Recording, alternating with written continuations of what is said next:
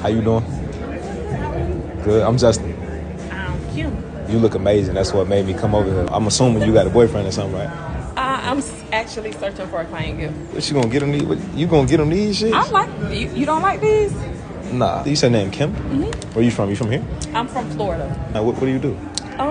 So I create experiences. You look successful. So like, what's the biggest turning point for you, or something you went through that changed your life? I was in like a 10-year abusive relationship, and getting out of that relationship like really made me realize my power. Wait, how were you was it abusive the whole 10 years? Not at first, of course. No, not at first, but like, and people was warning me about them, and I was like, I didn't see that. You know how men kind of mask it at first, but I didn't see it. Why did you stay?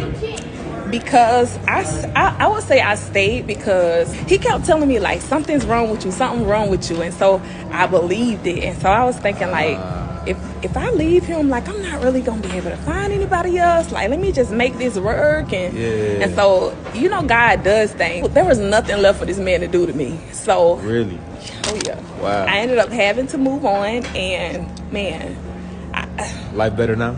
A lot better. I'm guessing you're an entrepreneur, right?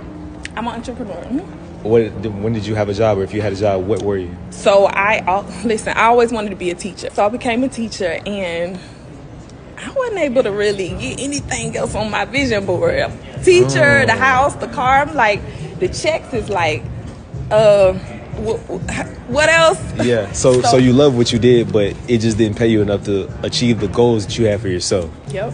I remember like Googling, and I didn't have a lot of money, but I Googled like, what can I invest in? And inflatable bounce houses came up. The delivery truck came and delivered those bounce houses to my door.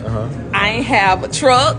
None of that. I ain't have no muscles either. I'm like, just put it on my back porch. We gonna figure this thing out. Figured it out. And like to this day, like God did his thing. For sure. And I always say like, when you make the decision, it's hard to just like leave a 9 to 5 and just venture out, until you're on. But until you take the step, until you make the decision that like, I'm tired of this. Yeah, it's not gonna happen. You make the decision, God made the provision.